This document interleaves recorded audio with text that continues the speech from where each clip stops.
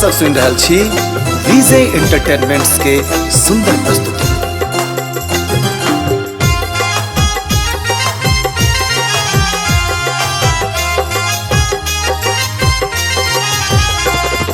हमर सजन चित चोरबा है किछु कहलो न जाय। हमर सजन चित चोरबा है किछु कहलो न जाय। सजनी मोर जीवन के भोरवा है, सजनी मोर जीवन के भोरवा है, बिनु रहलो न जाय। हमर सजन चित चोरबा है किछु कहलो न जाय। सजनी मोर जीवन के भोरवा है, बिनु रहलो न जाय।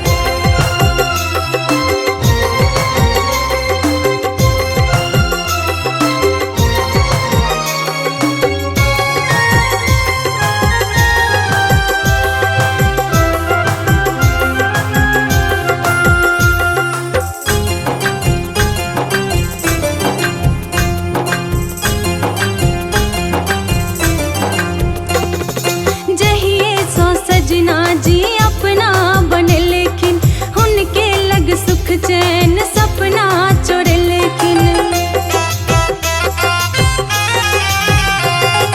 जहिए सो सजना जी अपना बनलखिन, हुनके लग सुख चैन सपना चोरलखिन। हे पहुना ही आके चोरबा है, हे पहुना ही आके चोरबा है, चोर सहलो न जाय। हमर सजन चित चोरबा है किछु कहलो न जाय। सजनी मोर जीवन के भोरवा है, बिनु रहलो न जाय।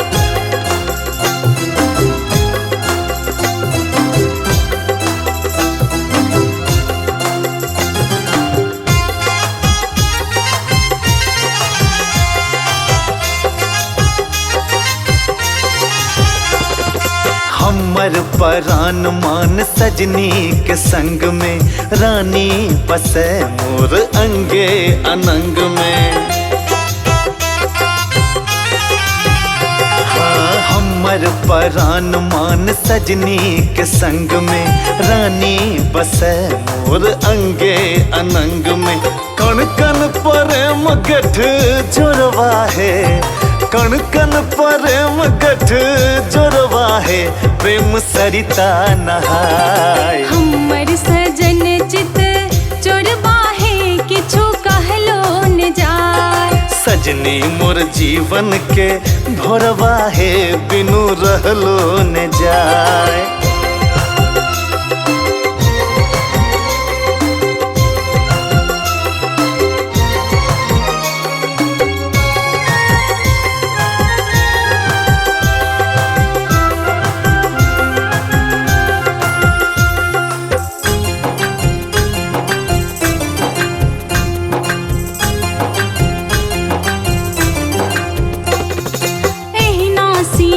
धार बहे सतरंगी, मानत सब दिन है शिव आत्मा के संगी।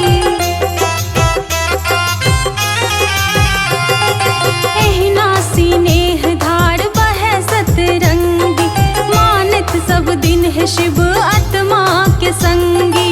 रानी के नैन में नूरवा है, रानी के नैन में नूरवा है, दियो आशीष यो भाई। हमर सजन चित चोरबा है किछु कहलो न जाय। सजनी मोर जीवन के भोरवा है, बिन रहलो न जाय। हे पहुना ही आके चोरबा है, हे पहुना ही आके चोरबा है, चोर सहलो न जाय। सजनी मोर जीवन के भोरवा है, बिनु रहलो न जाय। हमर सजन चित चोरबा है किछु कहलो न जाय।